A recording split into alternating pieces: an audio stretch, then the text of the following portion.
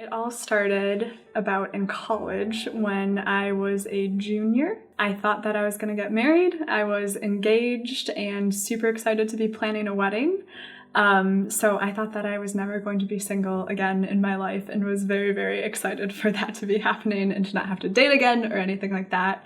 But then we were planning our wedding and we got these books from our photographer that basically said, how well do you know your fiance? So as we were planning, we got these books and we went through all these questions, and one of the questions I had on mine was, he's gotten over an addiction. And I was like, yes, he has. And he was like, no, I actually have not gotten over an addiction. I've been struggling very, very deeply with one, and I knew about this when we had started dating, but I thought it was done. So he explained to me how bad it was at the time, and we tried to make things work, but this addiction just kind of spiraled down and down and down, until we reached a point where we realized that we couldn't make our relationship work anymore and that we weren't going to get married. So all of a sudden, in my last year of college, I was just thrown into singleness, and everything I thought was going to happen after I graduated was not going to happen anymore. I wasn't going to get married and have kids and all these things like I'd planned immediately following that. So that happened, and I was very, very devastated about it. I did a lot of counseling. At the time, I was very depressed and having panic attacks, and I lost like 30 pounds from what I am now, which is not good because I just didn't want to eat and everything seemed pretty bad. Just the cultural pressure, growing up of, oh, you do this thing in life and then you find someone, you get married, and that's like the ultimate thing to go to. And everything just from like songs on the radio to TV shows to movies, like that message just fills everywhere I go, everything I do.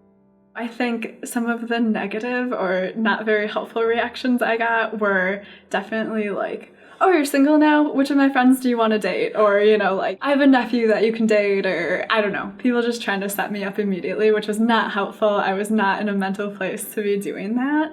I think that, and like, people were very helpful telling their stories of like, oh, I went through a breakup and then, a week later I ran into this guy and then I married him, which is like, that's great, but you can't just say that your cookie cutter formula is going to apply to my life. And I think a lot of people gave advice of like, oh, once you stop looking, you'll find the right person. And it's just like, that doesn't make sense. Or like, when you're spiritually ready enough, then you'll find the right person. And it's like, again, like, are all married people much more spiritual than the single people? Like, no, that's not true in any way, shape, or form. So I think there's just a lot of generic advice out there that I have no idea where it came from, but people like to give it and they mean well, but it's not very helpful. I think as a woman, a couple people said like, oh, you got to think about when you're going to have kids.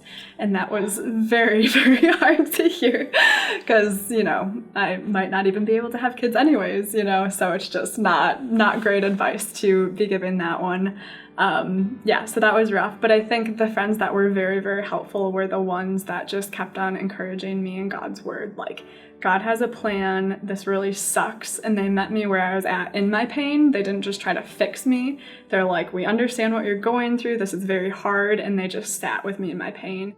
I think that community is definitely like a reflection of God's love for us, and I had to do a lot of soul searching with this because you have friends that really are there for you and you can rely on, and then you've got a lot of people in your life who are there, and sometimes you rely on them, sometimes they need stuff from you, like everything goes different ways. So I actually have a chapter on this in my book where I view friendship like a bridge, and we're just the road that the bridge is, and then we have these pillars that are lifting us up, and those are the friends that we can continuously go to for support, we can rely on, and then there's all these cars that are passing on the bridge. And as they're passing, they might stay for a long time, they might stay for a little while, but those are like all the people that are going by in our life. And while they're with us, we're going to give them everything we can, we're going to support them, we're going to do what we can for them. But then we know who those pillars are and who we're really have for support. So when it comes to Christian friendship, I think with that, like my pillars, what I found out is being transparent and being real and talking about what's actually going on in my life and not trying to hide anything. Like, God actually calls us to share each other's burdens, and we can't do that unless we're being real and transparent. And I think doing that and having a mutual friendship of being able to do that was the thing that really was able to drive me forward, so people could understand me. And I wasn't just coming to them saying, hey, support me, but you don't actually know what's going on in my life. So I had always like written for fun, but from the time I was young, like math was the thing I was very good at. So engineering was a pretty easy choice of going into that. But in school, I would get really stressed out and I'd just start writing because then I could like be in a completely different world and take my mind off of what was going on. And I actually had my first internship and I just had a notebook on the side where I'd write poems all day. Like I'd be like typing and working. I'd be like, oh, I got this. And then I'd like keep working. But as I was working on those, then these ideas started coming of like, all these things have happened to me from the time that I was single to many years later that have changed me from being super bitter about being single to being super happy about being single. And I realized like if I would have known these things years ago when this all started happening, that would have been a complete game changer for me.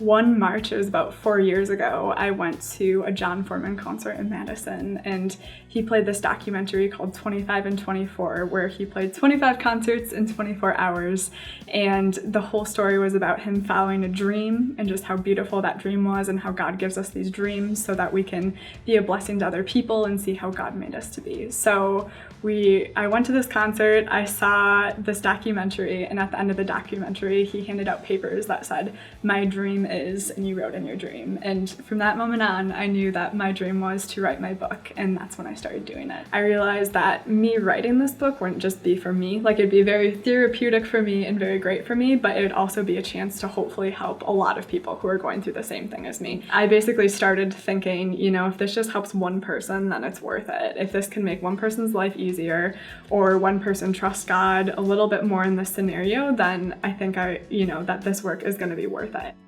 I don't know. I feel like I always was a Christian, but I was never a tested Christian. And now as I grow up and things get harder and problems get bigger, every single thing that I face now, I have more of a foundation that's been tested and I've seen what that looks like, so that when I get to the bigger problem and more stress and more anxiety, like I've dealt with this thing already and I know how good God has been through it. I know that God's promises are true in it.